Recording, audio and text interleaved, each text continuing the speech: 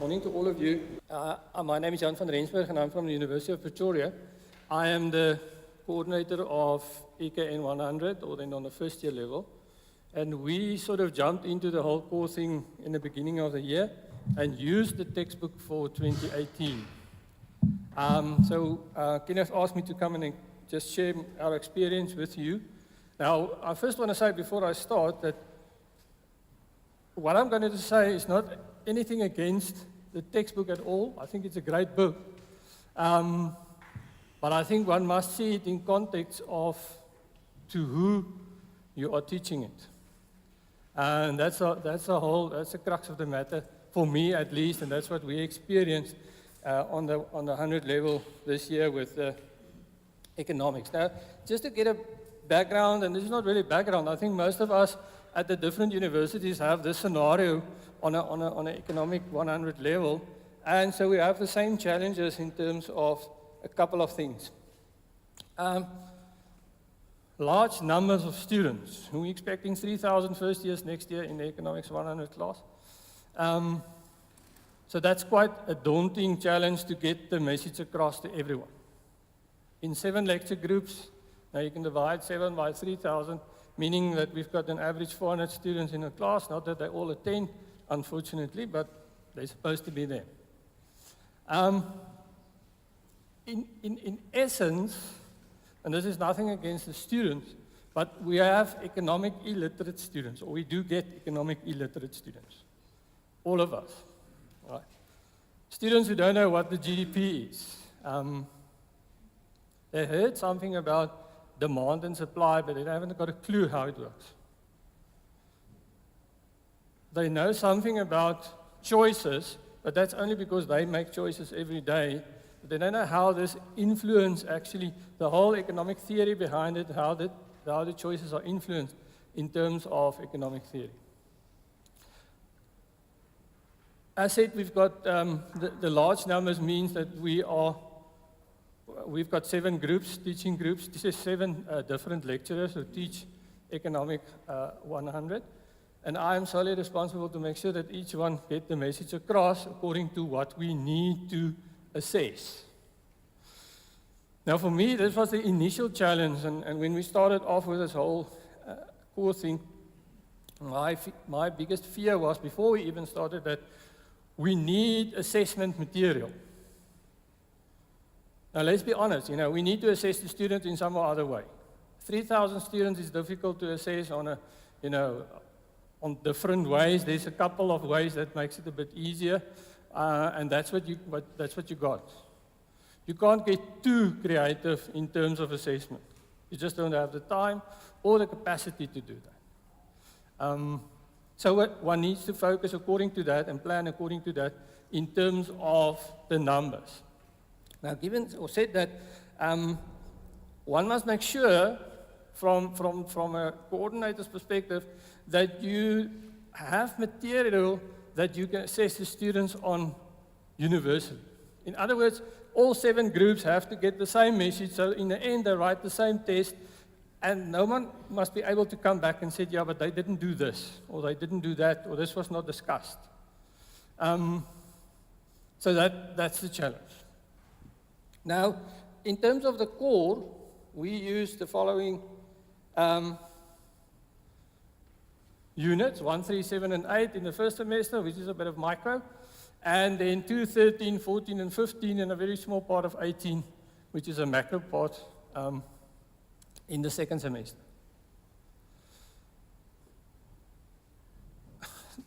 I can keep it very short in terms of what I actually wanted to say. The pre-knowledge requirements and level of content in the core book are just far above the pre-economic knowledge of any economic 100 level students. All right. We really struggled in terms of keeping to what is in the units. So I ended up, during the year, to add numerous material to the slides in the class in terms of what we discuss in class, in terms of how we explain it, in terms of examples that we used, etc., etc. All to fall into this framework of getting the message across to everyone all 3,000 of them, or 2.5 this year at least, and to make sure that we have fair material to assess them. Now, my take on this is that, it's like with a school. If my wife is a kindergarten teacher or preschool or whatever, and I see there also, if you miss the foundation of maths in grade 1 and 2 or wherever around about there, you struggle getting it back or really catching up with it.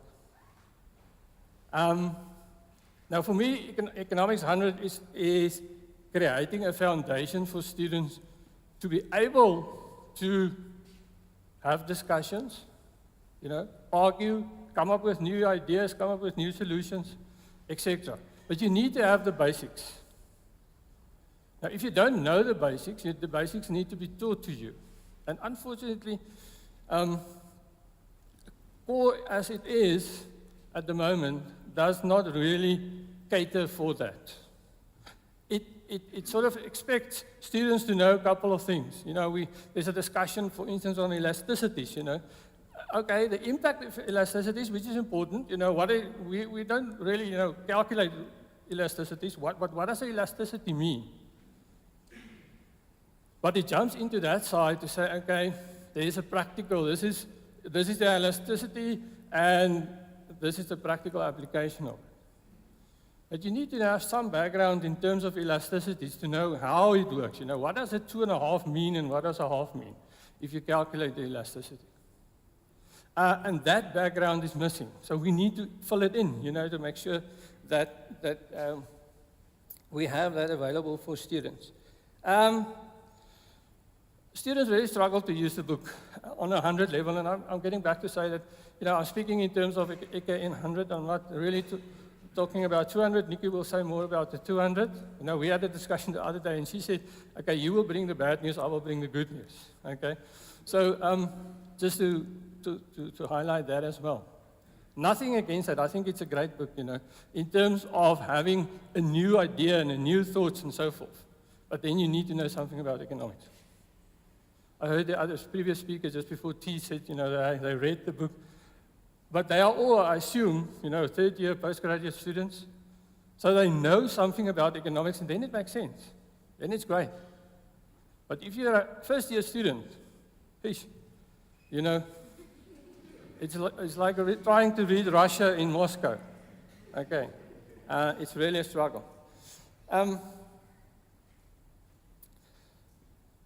So we incorporate the concepts and so forth and material, but we rely heavily on extremely external content in slides and examples and explanations to get the message across. Again, to be able to assess them.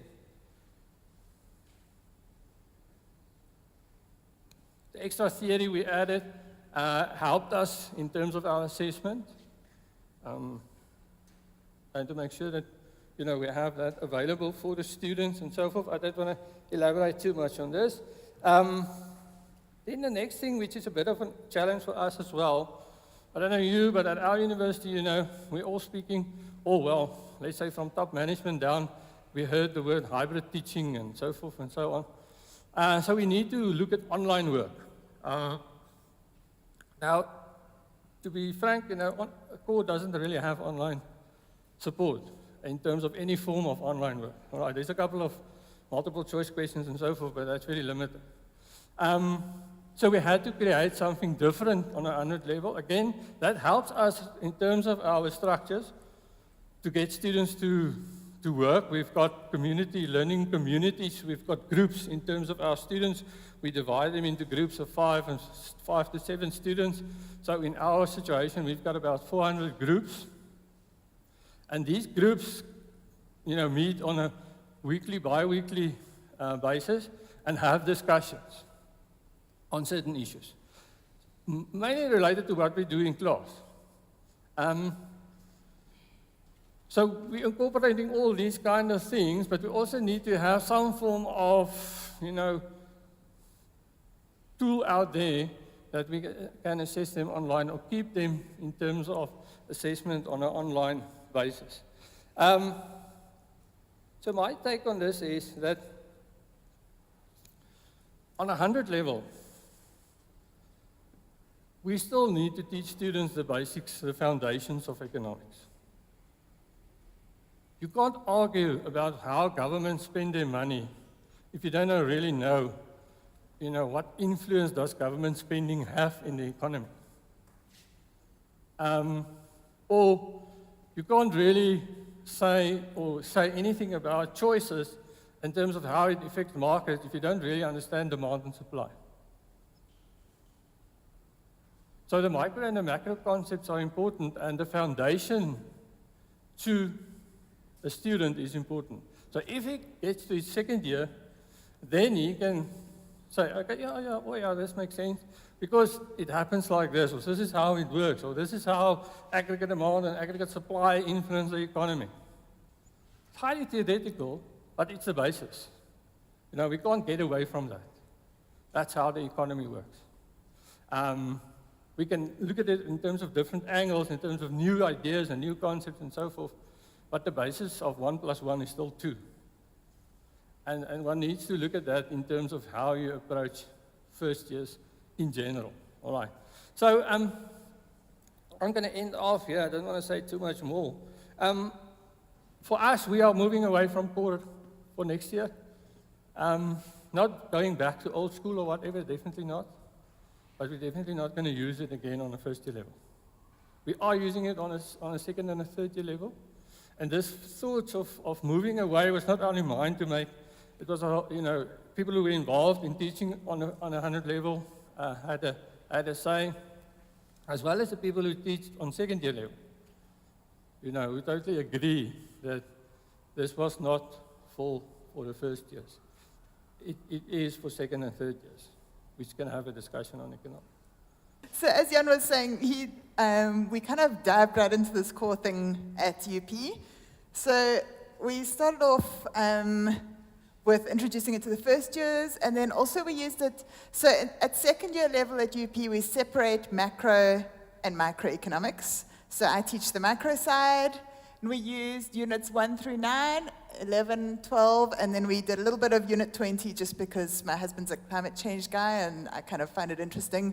So I wanted to get a little bit into the environmental stuff with the second years.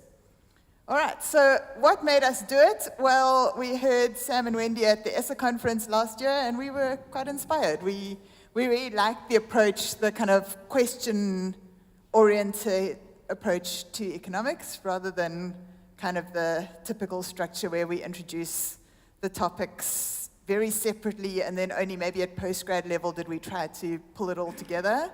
We like the idea of trying to start off by answering the kind of questions students might want to have answered. So that really appealed to us. We note that the examples are obviously not African and not South African, but we felt like because at least there was a lot of developing market focus, they were a bit more relevant than, say, a US textbook or a UK textbook might be. So we felt like it was at least a step in the right direction in that regard. And then the other thing that really appealed to us was the fact that it was a freely available book. So we've got a lot of students with real financial need, and not having to drop $1,000 on a textbook will make a real difference to those guys. So that was also a real factor in favor of it. So we made use of some of the core resources that Kenneth was talking about a little bit earlier on. We really appreciated having the lecture slides available. We used those as a starting point and then kind of added to those as we needed. I really like the games. I'm an experimental behavioral economist, so for me, doing classroom games, making the students play a public goods game and a demand and supply market game, those kind of things, the students really enjoyed. I've got a smaller class than Jan has. I've got about 130 in my class, so let's say 90 to 100 showing up on a good day. So with that size group, those games worked really nicely. You could kind of divide them into groups. They could play the game. They could see that the graph where they see the decline in contributions of public goods actually happened when they played the game, and I think that made it more real and more memorable for them. So I think the principle will really stick with them from those kinds of activities. And then we liked the multiple choice questions just because it was nice to do like a pop quiz. So you'd talk about something and then you'd give them a question and they'd answer it. We did some video lectures. We've got a 7:30 a.m. class as one of our time slots for that course. And attendance is abysmal. So I've been experimenting with sort of every second week I do a video lecture.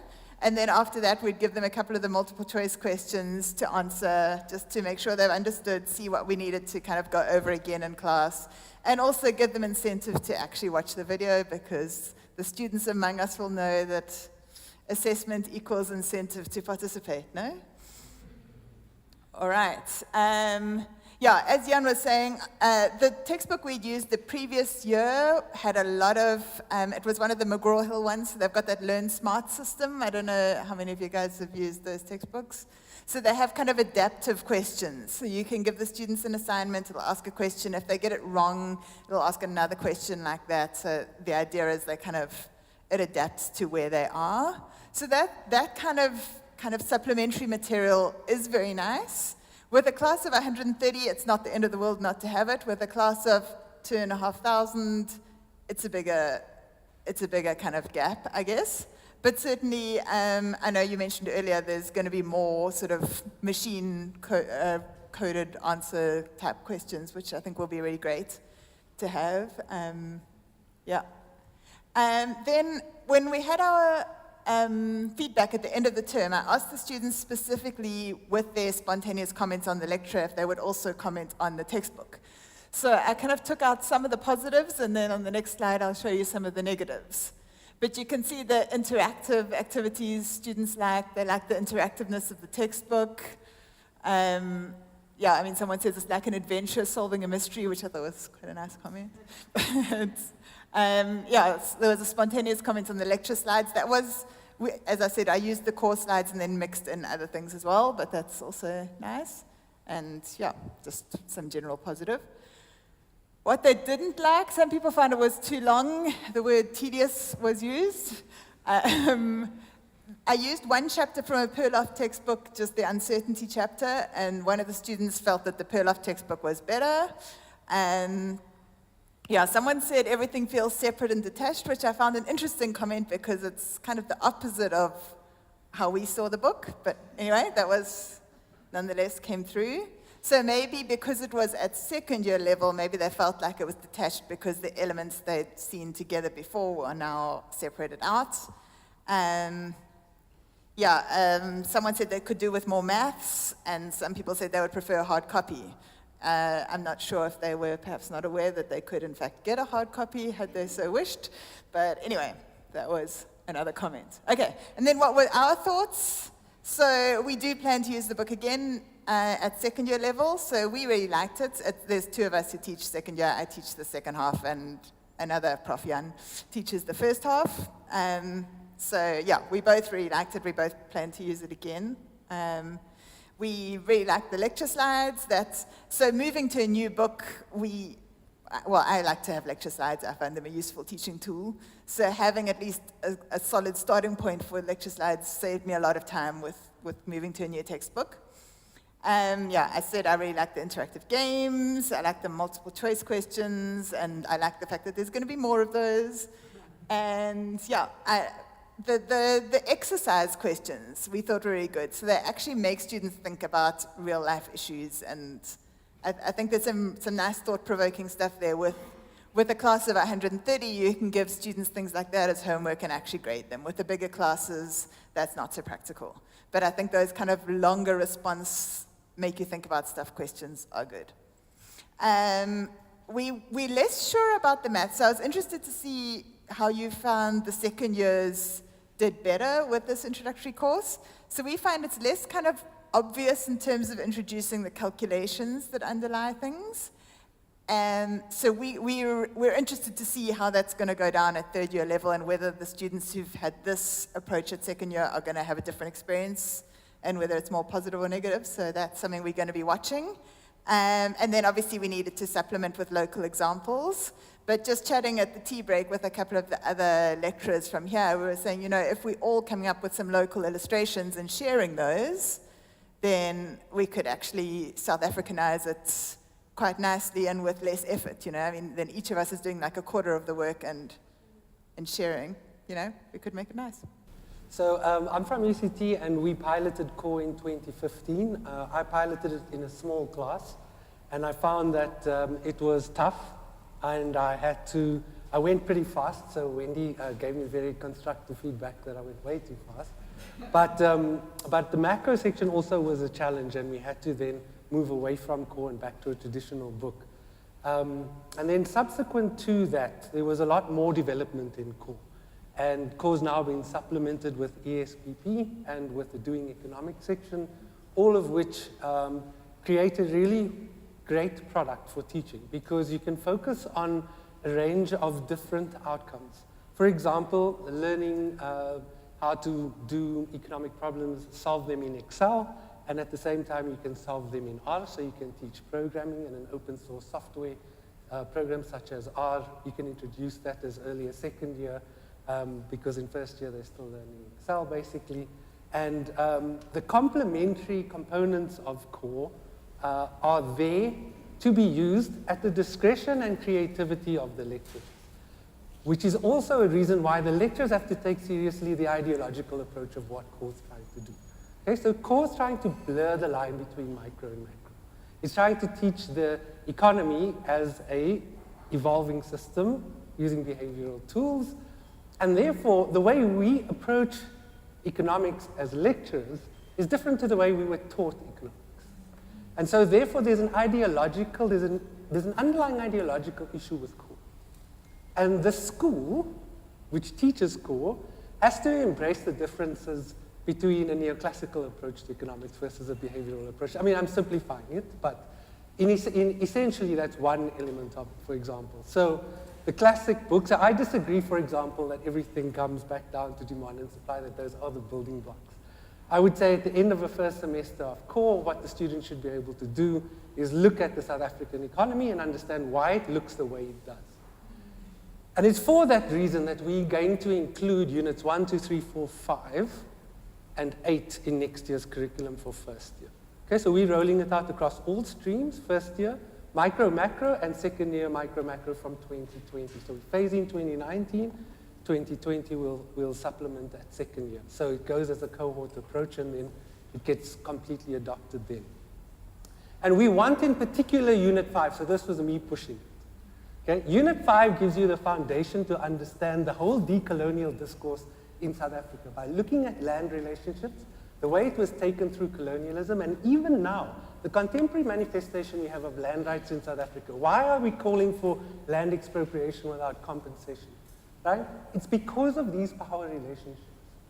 If you don't teach this stuff, everyone's wondering what's going on. They think of this as separate to economics.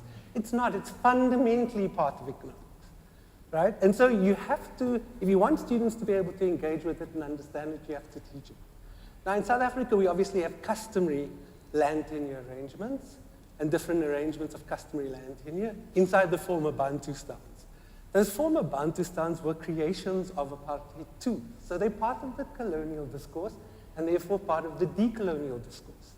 So colonialism isn't, in South Africa at least, isn't just about a power that came in, expropriated, and left. It's about these complex institutions. And if you don't understand the way these institutions were formed, you're not going to understand the contemporary manifestation of things we face as economists trying to advise government how to deal with labor market problems, how to deal with an unemployment rate that, despite positive economic growth, for the majority of 25 years has not led to the redistribution of wealth in the way that we would like it to be. So you can't hide from that stuff. And if you go through demand and supply, you do hide from that stuff a little bit. Okay, so the choices then about how you teach it and what you choose to teach is partly one that has to then say, what are the supplementary resources we want to introduce?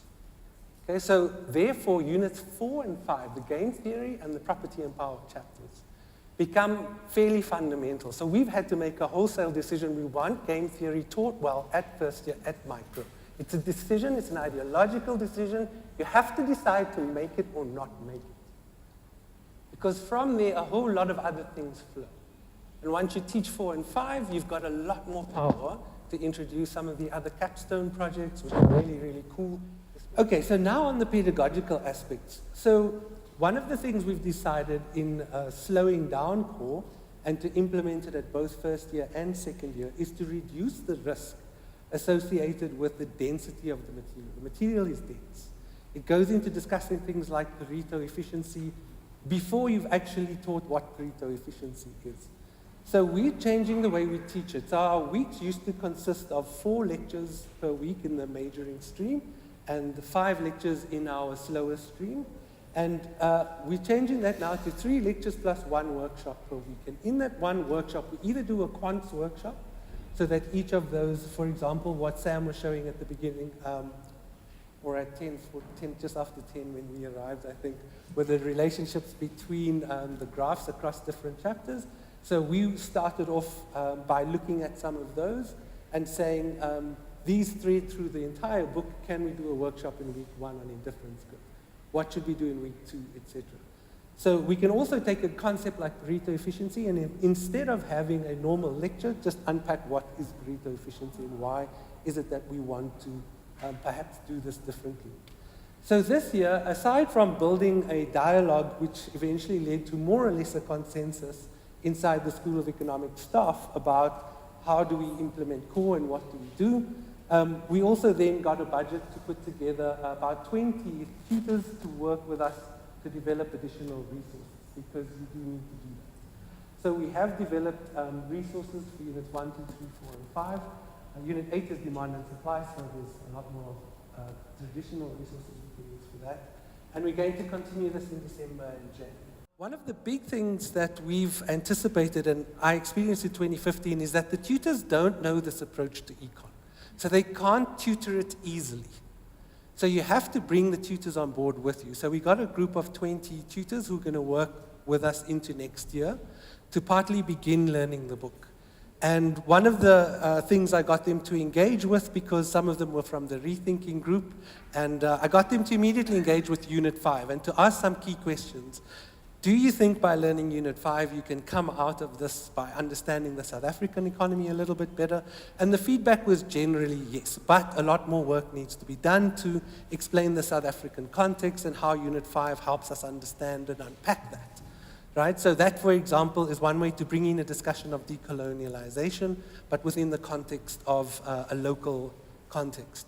And then also we've been getting them to develop multiple choice questions, partly because as educators, we often write in a way that first-year students may not necessarily find accessible, just like the textbook can be inaccessible. And so our language content editors have looked at some of the MCQs, but we're still trying to curate them and put them into one process. But all of this work came partly because of the fact that I had a real difficulty with implementing it when I first tried to do it. So I think that the point about this is certainly there's a learning by doing. We're going to have to go through a new learning by doing process next year, and again be quite sort of self-critical about where the resource works well, where it doesn't, what we can do to supplement it. And I think obviously building a core Africa is something that would be a great project, and Kenneth and I have spoken about that, and but it is something that we need to resource. So this is where, you know, it's good to have the buy-in of deans and for people to sort of make sure that you do get funding and at least awareness and credit for the work that goes into it, because there's certainly, it's not always clear that as lecturers you get a very big return on the investment that you have to make sure core gets implemented well.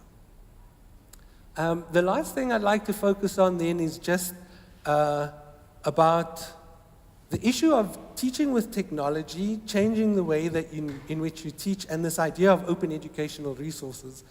A large part of, I think, why many of us in South Africa want to use core is because it is an open educational resource, and both at our secondary school levels and at universities, there is a push to, where possible, be able to write and use textbooks that have the Creative Commons license.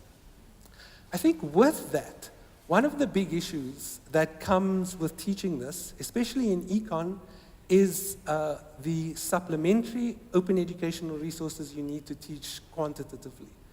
So in the doing economics, which is new inside of core, at least as of, I think, this year, the use of R as a language for doing statistics is what I found very, very pedagogically well introduced, because you've got Microsoft Excel spreadsheets that do the same thing. And so you learn to code by basically downloading this free software and then also learning Microsoft Excel. So when we've interacted with the rest of the commerce faculty, we've had information systems people also discussing how to bring Microsoft Excel in a bit sooner in their curriculum, so we can have tutorials that begin to get first-year students aware of Excel, and then also, and this is by no means yet adopted, considering issues of teaching R as well. Okay, but that's a bigger thing in commerce, and it's faculty-wide because core affects other disciplines. So if you're learning IS and ecos, it's just you're forced to take ecos, you don't have high motivation, but if you can see all these other cool resources, then maybe you think, okay, it's cool. If you're learning accounting and you're forced to take core, well, then you're just not going to be that happy, partly. And so, then you have to kind of deal with the choices you've made in ignoring some of the other content. And then there's a faculty-wide intervention that's happening at UCT next year as well. And that is, inside of commerce, they've made a decision that all students coming in through the commerce program, the BCom program, in their first year will do a practical assignment in groups about learning about a business and how that business has to sort of run. It's done this partly to create a source of economic literacy or commerce literacy. So, they'll learn the accounts of a business, they'll learn the microeconomics of a business, the IS of a business, etc. So this is also helping us change our tutorial program a little bit. So inside of our tutorial programs now, we're thinking not only of having short objective tests, which consist of multiple choice questions, that for the first 10 minutes, that condition students to the way they're going to be examined. We'll examine only in MCQ format. But then also to do more dynamic within group learning assignments inside of the tutorials. Okay, so our tutorial is about 20 per class in size, and so we want to use that space a little bit differently to what we've done in the past. So we've kind of gone for a sort of total immersion therapy when it comes to core now, to try and mitigate some of the risks of the book, which are very dense and sometimes conceptually as well. We are so excited to be here and to hear from everything you've been doing, because we realize this is something we cannot do on our own. I envisage using core as a platform to actually decolonize, and realizing that the textbook is not completely decolonized like we've heard. The question then is, how do we sincerely decolonize without just slapping on examples and calling it decolonization, without losing any rigor, and without throwing the baby out with the bathwater thing. Because I think that's why people don't want to decolonize, because it's like, okay, now we're just going to go all airy-fairy in a way, which is not what decolonization means. So how do we truthfully decolonize? So that was the question. So we are in a process of piloting core for a group of students from the humanities. We have a service course to them. It's about 160 students, between 160 and 200 a year. I've used Unit 1 this year with them extensively. It took me about 3 or more weeks to go through it. But they loved it. They do not have a maths background. But I had them in the lab. We have 3 lecture sessions with them. And the one day is in the computer lab. I made them do the exercises on Excel. Thankfully, Brigitte taught them the first semester, so she showed them some basic Excel skills, which helped. They had to calculate the 90-10 ratio. They loved it. That was one session where the students didn't go at the end of the period. They stayed.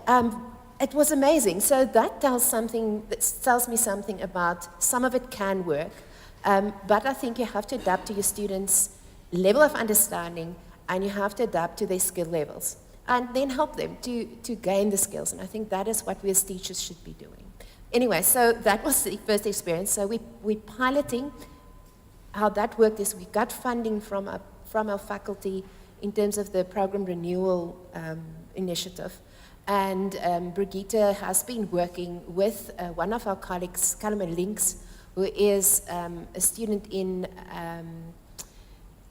economic history, but specifically of Africa, which helps a lot. So he's bringing in some perspectives of, okay, who are these authors? What has been written? Because that's some things I don't know. So I think that is where we can collaborate and get those examples going. So that's what we're trying to do. So we'll roll out next year with, you can say something about the units that we're going to use.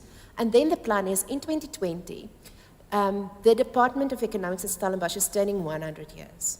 So we thought that would be fabulous if after 100 years of teaching mainstream classical, neoclassical economics, we can maybe start something new. So the idea is next year, while we teach, we pilot in we call it the 288 course.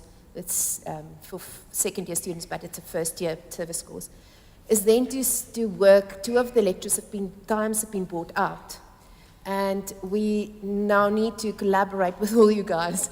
And we want to write the examples in, work on the activities, because like you said, we think the practical workshop type class is very important in this approach. And that is what we'll be doing while Brigitte is going to roll out the first semester for the 288 course. And then I myself will be working on mostly the macro units and Sophia on the micro units. We are planning to not call economics in first year level any micro and macro anymore. We want to go economics, well, 1 and 2, or 1A and 2, and 1B, or whatever we come up with calling it. But we have a semesterized system, but we want to do then the whole thing. So that's the plan. So we have plans of working towards this, so any advice is really, really appreciated. So I'm going to give more insight on the planning and actually like the doing, and the doing meaning setting it up for the development that will happen, it to be actually ready for 2020. And just a few things on actually this time spent on looking at core, reading core, and I will definitely agree that core is not supplementary enough for us to have a new curriculum of African origin. So it definitely needs a lot more, and the literature isn't there. So that's one of the biggest challenges that Calamet and I, as we were working through everything, he would and I would talk about, but how would this relate in Africa? How would this example happen in a different unit? And for example, family units, when we think of economics as a family unit, it's a middle-class family that has 2 children, mother and father. But in Africa, that's not the case. It's a community, and sometimes even a family is just aunts and uncles with children. So that's something that we thought of is already a big different vantage point, that one of the sort of overarching things is, yes, we do want to develop a core South Africa, and there's a lot of room for that. And that's why core is so amazing, is that it has room for that. And thinking about economics is looking at the assumptions and understanding all of the complexities of it. So Einstein's quote for me really like resonated when I read it at someone else's presentation. I was like, this is exactly what we're trying, or what core tries to do, is everything should be made as simple as possible, but not any simpler. So we also think about core as simpler, but it's not any simpler than what the reality should be. And when we make those simplifying assumptions, we need to understand those. And the discussion that needs to happen that was spoken about from the student earlier, saying, you know, how do we discuss these issues in the South African context, is just something that actually happens in the classroom. And then that brings me to the teaching part of it. So even if we have the core South Africa and we actually have developed it and handed over to the lecturers, and they're going to take the traditional approach as everything they have to say is the most interesting thing that happens in the classroom, then I think that's also a problem. So just on that note, developing it for people to take it up is a bigger buy-in than just giving them the slides and saying, here, supplement it with some of the more complex things and go do it. It's really also you're not teaching the pupils, but rather providing the conditions in which they are actually going to learn economics and what they will actually learn about the world around them in economics and the reverse. My name is Aldo. I'm the course coordinator for Economics 1 at VETS. So we haven't introduced core yet. Before I can say whether we will or we will not introduce, let me give you some quick context. So when we considered introducing the book, we had many, people had many things to tell us, but maybe three are important to kind of express here. So one of those was, if we compare core with the book they've been using so far, it seems like, almost everyone else said before me, core is a bit too complex. So we fear that students may fail. And in relation to this, we've learned that actually when UCT tried core a couple of years back, the results were not that great. So this reinforced this perception that it's too risky to actually introduce core. So the next thing was, okay, we have this riskiness, but can we afford not to introduce core, even take into account these risks? And the answer, of course, is no. We cannot afford to not introduce core for many reasons. One, which has been spoken before here, is the fact that we have some of our students that struggle financially, and core does offer a way out because we can access the material online for free. So that's one thing. But perhaps the most important thing, as far as our bosses are concerned, is that they know that our competitors are using core. So can we afford to stay behind? I suppose competition is part of economics after all. So we cannot afford to not to consider core. But given that we have these risks, now we have to be a bit more measured in the way we actually introduce core. So this is why initially we decided, okay, since our program is divided into microeconomics and macroeconomics, and we teach microeconomics in the first semester and macroeconomics in the second semester, we decided, okay, in 2019, we will introduce core or microeconomics, and then we'll see what happens. If things don't go well, we would introduce our core on macroeconomics, and then possibly we'll tell students, well, take comfort that it's only 6 months. It's not the entire year. So it's not a big deal. So we wouldn't introduce core in macroeconomics, but if all goes well, then in 2020, we introduce core in micro and macroeconomics. But after some late consultation, something else kind of surfaced. We've learned, or some of my colleagues, our colleagues, they did tell us that, those are not the words, I'm trying to kind of paraphrase, that Economics 1 does not operate in a vacuum. So we have this BCom program, and this program is made up of other disciplines. So for example, Economics 1 feeds into Economics 2 and Economics 3, and so on and so forth. So in considering the introduction of core in first semester, in 2019, we need to take into account what is it that is taught in second and third year. So some of our colleagues did tell us that, for example, in second year, they have this big focus on consumer behavior, and it would appear that core does not provide enough background for what they do in the second year. For macroeconomics, for example, second year and third year for that matter, they use ISLM and aggregate demand and supply model quite often, even in mathematical economics as well. And core, for example, doesn't even have ISLM model.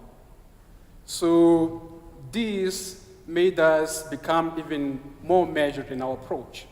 So now the idea is, instead of doing one semester of core microeconomics in 2019, now we'll do 2 weeks microeconomics 2019 and 2 weeks macroeconomics in 2019.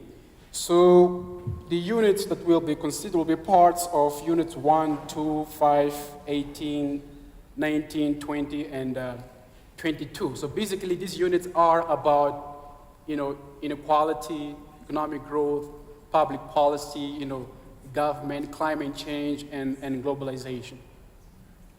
So that is the plan to move forward. But still on this issue, if everything goes well, so we do those 2 weeks for microeconomics and 2 weeks for macroeconomics in 2019, and everything goes well, then the idea is for 2020 to kind of increase a little bit the scope, so have more units or parts of the units that we're using to kind of increase what we have in there. But my sense about all of these, going back to what my colleagues were saying about looking at what is it that they do in second and third year, I would think that, I think this is a comment probably people might have thought about but never actually said it before, is that, so the whole idea is to change how the way we kind of approach, teaching in economics. So I do not understand why is it that, we focus mostly on first year, but then when you go to second and third year, it's business as usual. So the question now is, what's the point of doing this thing in the first year? If then, second and third year, you're going to go back to the old ways. So in relation to this, I was thinking that perhaps if things go well, in 2019, the best approach might not be necessarily to increase what we do in first year, or even if we do increase what we do in first year, maybe it will be also best to kind of incorporate parts of the core in second and third year. In fact, we might even have to actually move beyond first year and do it second and third year straight away, given the comments that I've heard so far.